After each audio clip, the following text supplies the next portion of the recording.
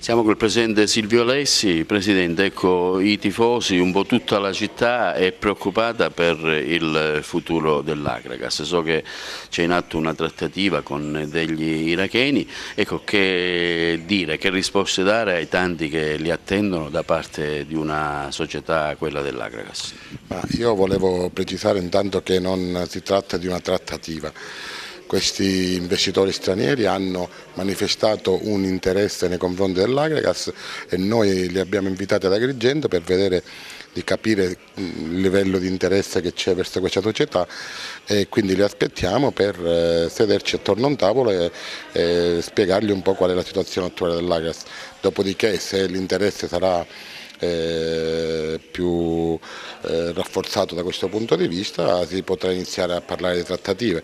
Quindi oggi la situazione rispetto al passato non è cambiata di niente, non ci sono nuovi investitori, non c'è nessuno che si è avvicinato a questa società, abbiamo solo assistito a delle io le chiamo tragicomiche da parte di pseudo imprenditori interessati a questo progetto, però a oggi da solo ero prima e da solo sono ancora tutt'oggi.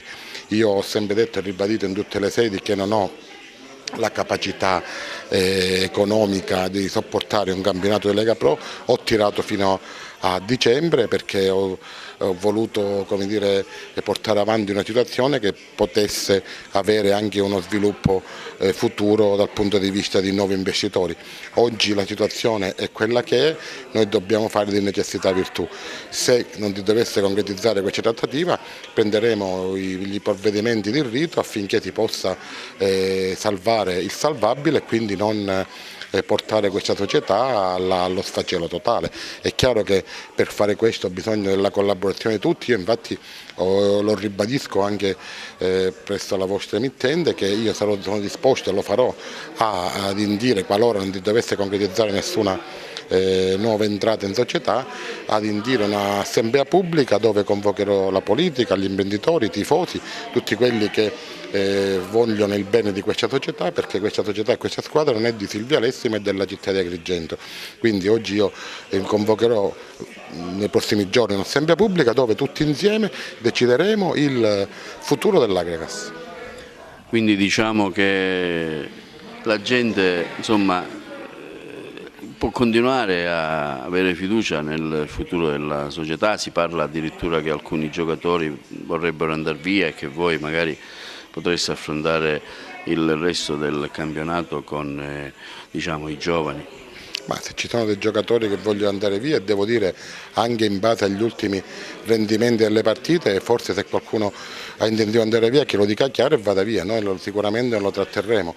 È chiaro che se non ci dovessero essere sviluppi positivi nell'ambito societario dobbiamo fare, come dicevo poco fa, di necessità virtù, dobbiamo ridurre il budget e per ridurre il budget dobbiamo obbligatoriamente tagliare quelli che sono gli stipendi più alti.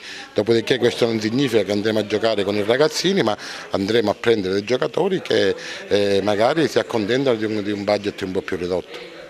La classifica, un occhio alla classifica che purtroppo piange. Ma a me non mi preoccupa più di tanto perché questo è un campionato che è un campionato strano. Noi siamo a 6 punti dalla penultima, vincendo una partita siamo a 3 punti, quindi voglio dire, mettendo una giusta mentalità in campo, se poi si dovesse concretizzare l'ingresso dei nuovi soci sicuramente si rafforzerà la squadra, quindi questo è l'ultimo dei miei pensieri. Oggi il pensiero più importante è quello di dare serenità all'ambiente e dare serenità soprattutto a chi lavora e a cui bisogna pagare gli stipendi. Speriamo allora che il 2018 possa essere un anno positivo. Me lo auguro anch'io di cuore.